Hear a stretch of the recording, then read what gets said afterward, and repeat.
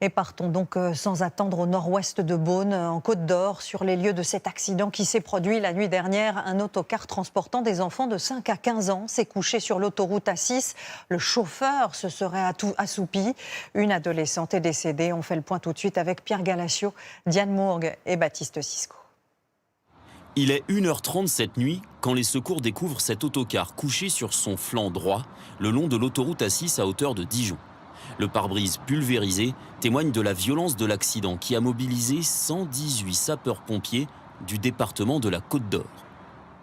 Voici les lieux filmés ce matin par notre équipe. La circulation a repris, l'autocar a été déplacé.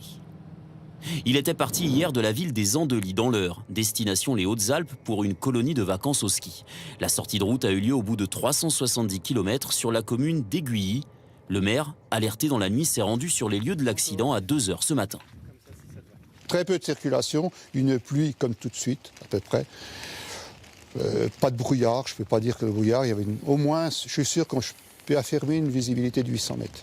J'ai été très très choqué par une gamine de 13-14 ans qui tremblait autant des dents, des pieds, des mains, elle tremblait. Une feuille, quoi, une feuille. Une adolescente de 15 ans est décédée et 12 autres personnes ont été blessées.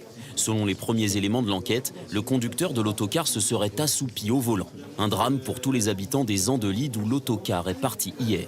Nous mettons en place une cellule psychologique dès demain à 14 h en lien avec les services de l'État et les services hospitaliers pour accompagner les familles et surtout pour que les enfants puissent verbaliser le traumatisme qu'ils ont vécu cette nuit. Les tests d'alcoolémie et de stupéfiants se sont révélés négatifs. Une enquête a été ouverte pour homicide et blessures involontaires.